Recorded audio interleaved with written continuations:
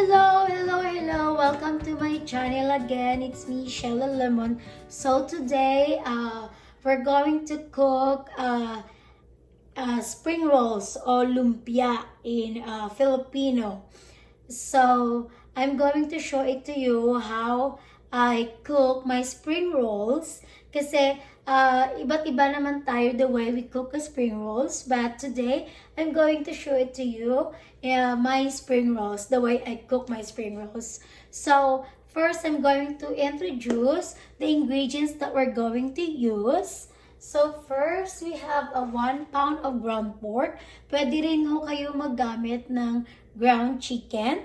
But I love ground pork for the spring rolls. So that 1 pound of ground pork, we need carrots.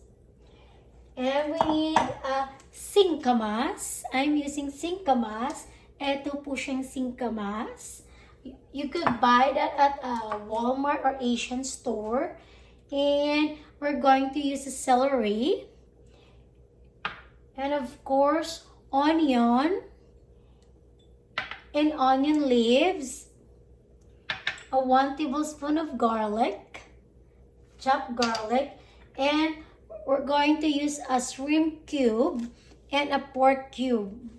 And then later, we're going to use egg white of the egg.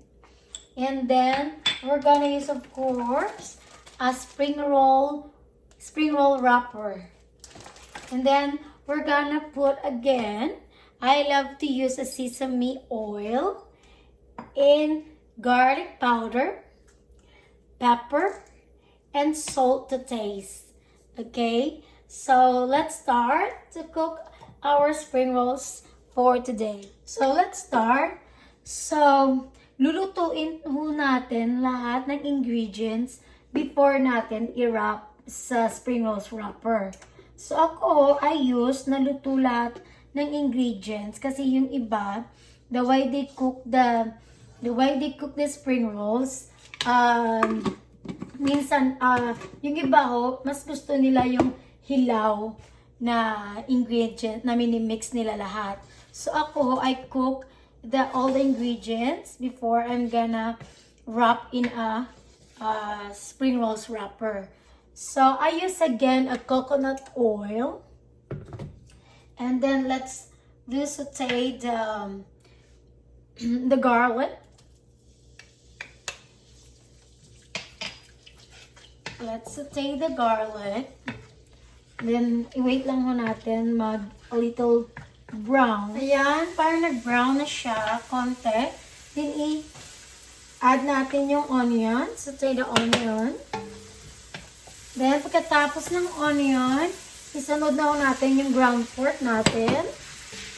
Then, while ginigisa natin yung pork, lagyan ho natin ng salt, pepper, konti lang muna, a little bit, kasi we're going to add later again before maluto yung lahat ng ingredients.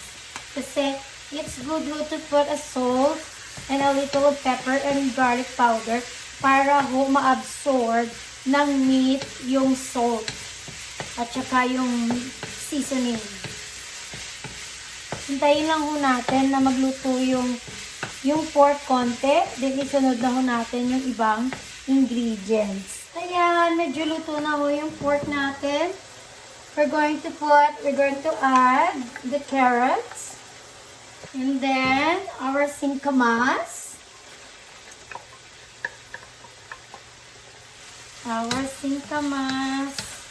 I-mix lang ho natin.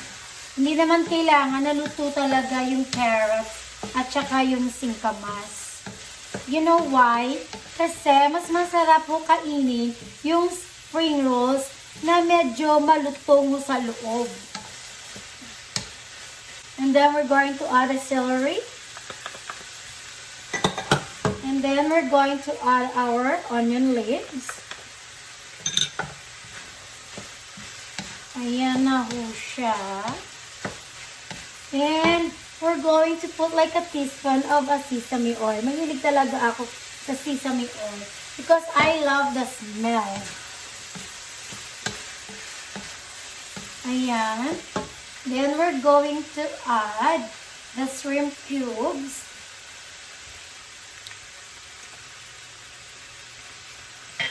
And the pork cubes. Ayan.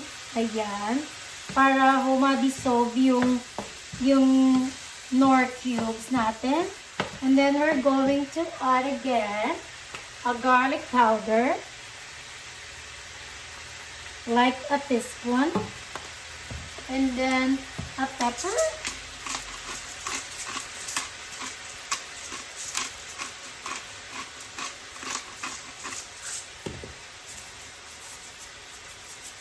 We're going to try spring rolls para sa spring rolls natin.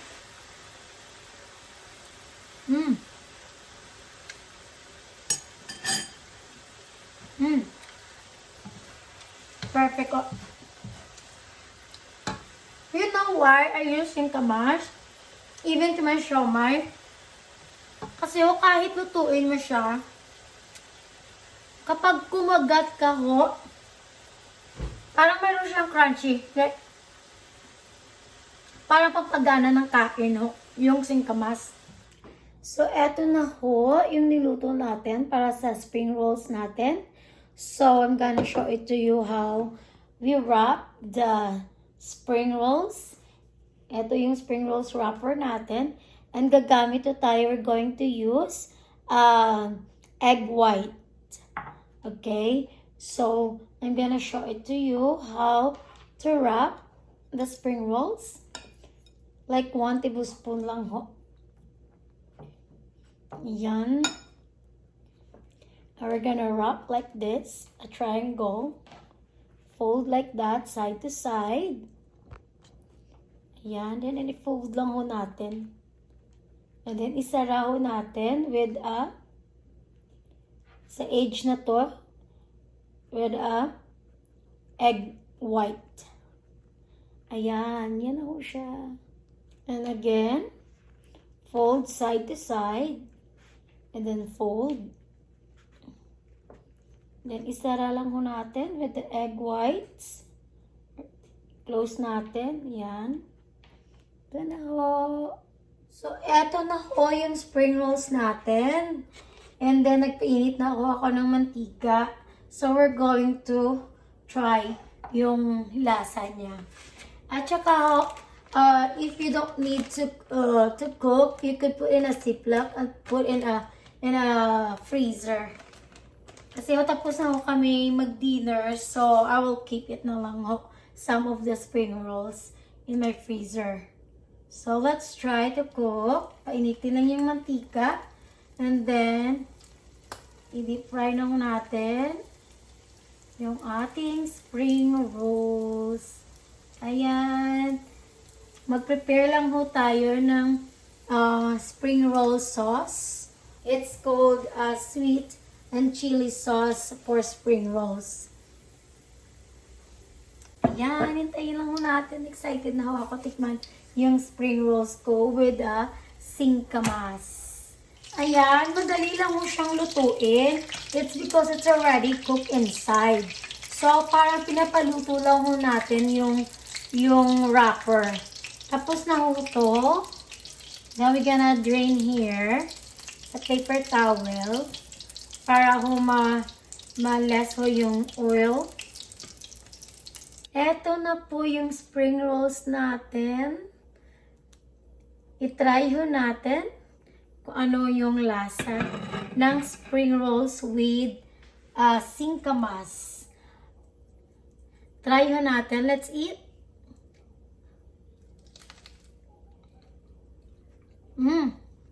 Ang sarap. Yung singkamas, talagang kapag kinakagat mo siya, parang mayroon siyang crunchy sa bawat kagat mo. Kasi yung texture ng singkamas, parang malutong pa rin siya. So guys, if you like the way I made or I cook my spring rolls or lumpia, ang prito, please like and share and subscribe to my channel. Ang hindi pa ho nakasubscribe, please subscribe ho sa aking channel and keep watching my coming cooking videos and some other videos that I'm going to put to my channel. Hopefully that I'm going to do makeup tutorial, dancing, doing cleaning stuff, and more pa ho. And guys, talagang maninegosyohan nyo tong spring rolls na to. So, hopefully that you like the way I cook. Kasi mura lang ho yung singkamas. That's why yun. And then masarap talaga siya. If you want try my siomai, the way I cook my siomai, and the way I cook my spring rolls with the singkamas, try nyo po, 100% ho, masasarapan ho kayo. Kasi masarap ho kainin kapag meron hong nalalasahan ka or na may kinakagat ka na medyo enjoyable sa panglasa mo o sa pagkagat mo habang kumakain ka. Just like mayroon hong texture sa loob na nagpapagana ho ng kain nyo. So, yun ho yung ideas ng singkamas. So, guys, thank you for watching and have a good night. Gabi na ho dito. And have a good morning there in the Philippines. Hope you like my videos. How do I make spring rolls. And, guys, parami na po ng parami yung subscriber ko. And thank you so much. And have a blessed day. I love you all. At salamat ho. Bye for now. Bye. Love you. Thank you.